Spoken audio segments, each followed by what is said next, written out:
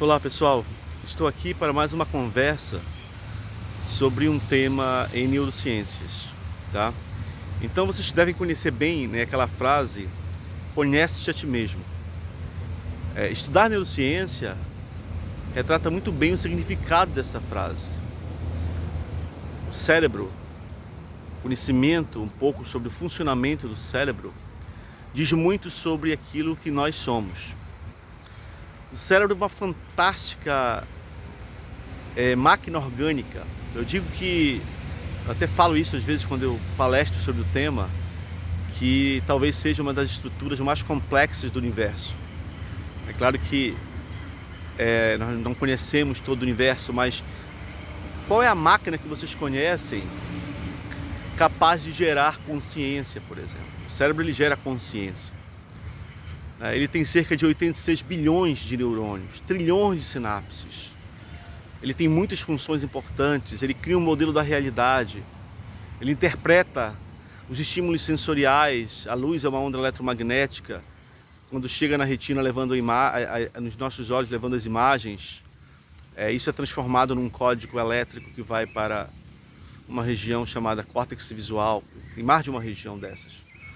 Mesma coisa o som, né? Nós sentimos o cheiro das coisas, o sabor, isso depende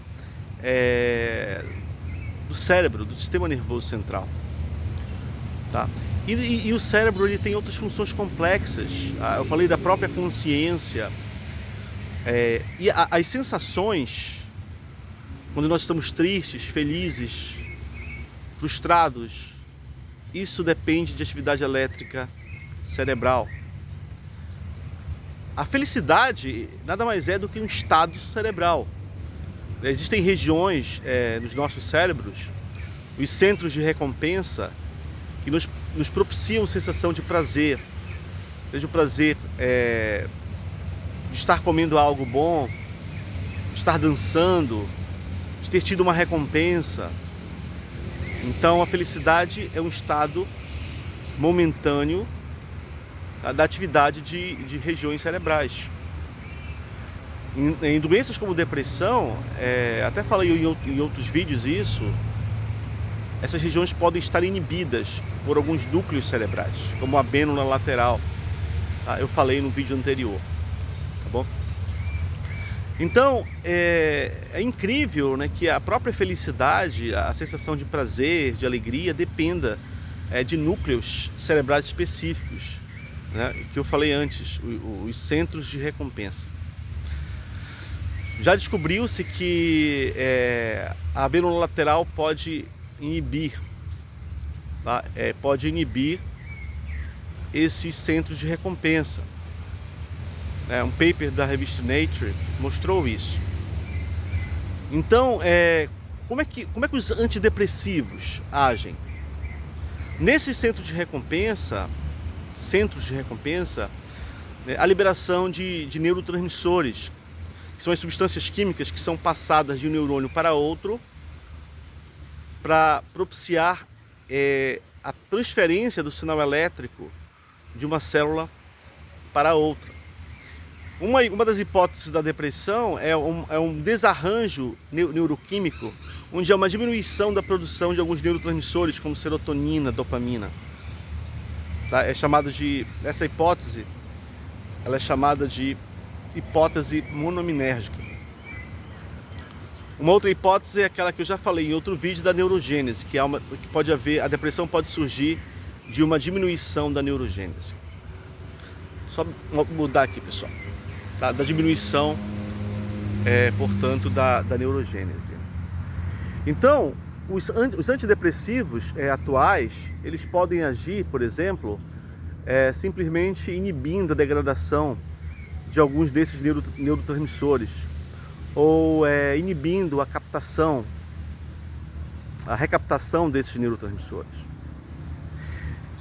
Mas atualmente está se investigando a cetamina e seus derivados como um potente neurotransmissor. A cetamina, ela é mais conhecida como anestésico geral.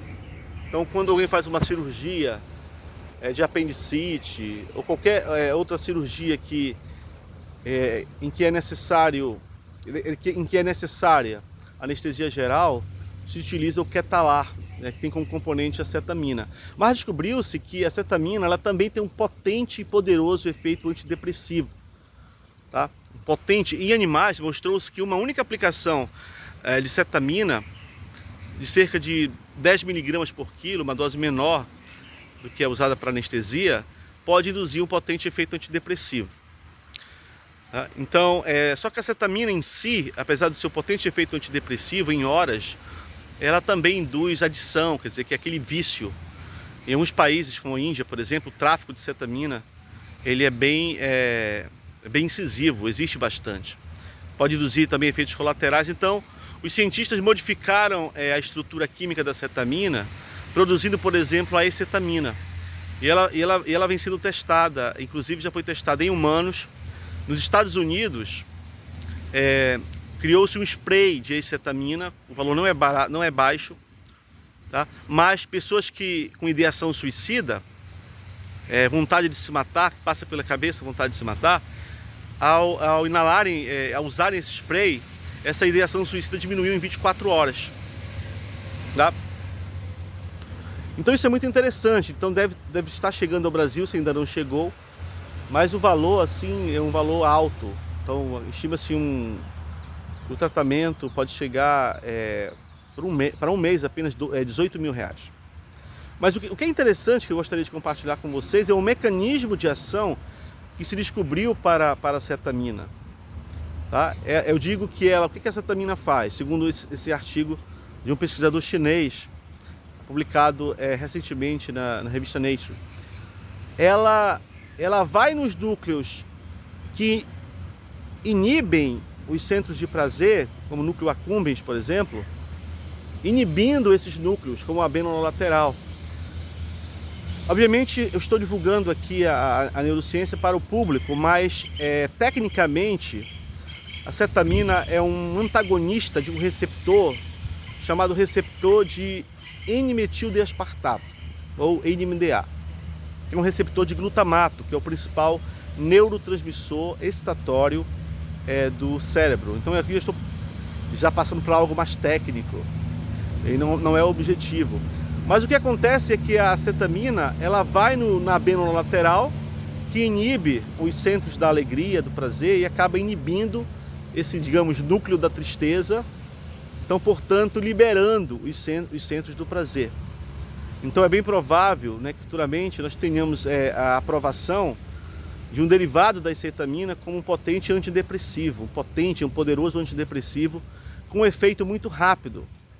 Tá? E tem evidências que esse efeito pode acontecer em horas e não em meses, e até nem ser como os antidepressivos atuais, eles podem ter efeitos em meses e às vezes muitos deles nem têm a ação terapêutica desejada.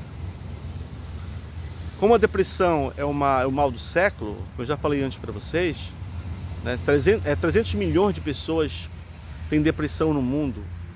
E no Brasil são cerca de 12 milhões. Então vai ser muito interessante chegar no mercado um medicamento com uma potente ação antidepressiva, como é a acetamina, né, derivado da cetamina.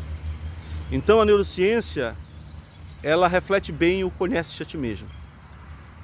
Tá? O cérebro, como eu falei no início, ele nos propicia ver, ouvir, sentir, ele nos propicia o movimento, ele nos propicia o prazer, as emoções, memória, inteligência, essa fantástica máquina orgânica de 86 bilhões de neurônios, trilhões de sinapses.